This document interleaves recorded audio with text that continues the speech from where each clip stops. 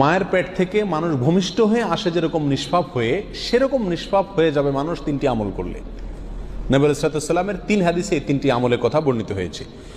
সহিহ মুসলিমের এক হাদিসে আসছে, নবী আলাইহিস সালাম বলেছেন, মান হাজ্জা ফালাম ইয়ারফুস ওয়ালাম ইয়াফসুক রাজাআ কায়াউমিন ওয়ালাদাতহু উম্মু।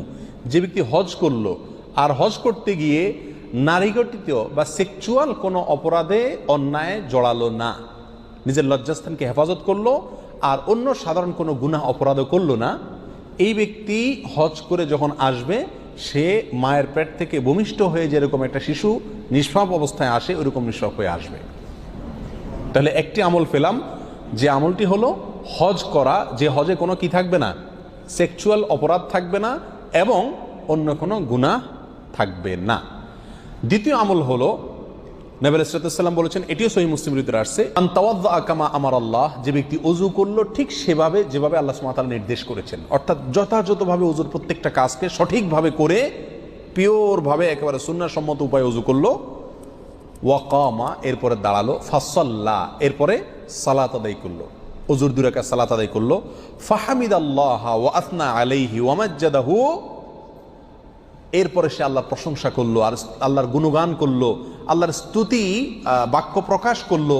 আল্লাহ তাকে অনেক নিয়ামত দিয়েছেন, এই যে সালাত, এই যে ওযু, এই যে ইসলাম, নিয়ামত দিয়েছেন আল্লাহ তাআলা। এই জন্য আল্লাহর কাছে একবারে অন্তরের গভীর থেকে আল্লাহর প্রতি প্রশংসা প্রকাশ করলো, আলহামদুলিল্লাহ বললো, আল্লাহর স্তুতি এবং গুণগান সে প্রকাশ করলো, বলল ওয়াফাররাগা কলবাহু লিল্লাহ, আর তার অন্তরকে আল্লাহর জন্য খালি করে নিল। আল্লাহর জন্য খালি করা বলতে অন্তরে দুনিয়ার বড়ত্ব, দুনিয়ার মোহ, দুনিয়ার নেশা, কোনো কিছুর প্রতি টান, যত কিছু থাকে সব কিছুকে তুচ্ছ করে আল্লাহ সুবহানাহু ওয়া তাআলার ভালোবাসা, আল্লাহর আনুগত্য, আল্লাহর প্রতি ঈমান, আল্লাহর প্রতি ভালোবাসা, এটাকে অন্তরের সর্বোচ্চ মাত্রায় স্থান দিল।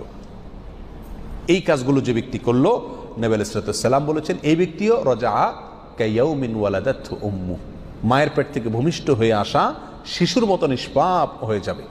3 নম্বর আমল হলো, আল্লাহ সুবহানাহু ওয়া তাআলা বলেছেন হাদিসে কুদসিতে, ইযাবতালাইতু আবদাম মিন ইবাদি, আমি যখন আমার কোনো ইমানদার বান্দাকে কোনো একটা বিপদে ফেলি, কোনো একটা মুসিবতে ফেলে তাকে আমি পরীক্ষা করি, ফাহামিদানি ওয়া সাবারা আলা মা বালাইত, এরপরে যদি সে আমার প্রশংসা করে ওই বিপদে পড়েও এবং সবর করে আমি যে বিপদ দিয়েছি সেই বিপদে, খুশি মনে যে আল্লাহ আমাকে পরীক্ষা করছেন এই চিন্তা থেকে সবর করে এবং আমার প্রশংসা করে, তো নবী আলাইহিস সালাম বলেছেন, এই ব্যক্তিও রাজাআ কায়াউমিন ওয়ালাদাতহু উম্মু, মায়ের পেট থেকে ভূমিষ্ঠ হয়ে আসা শিশুর মতো নিষ্পাপ হয়ে যায়।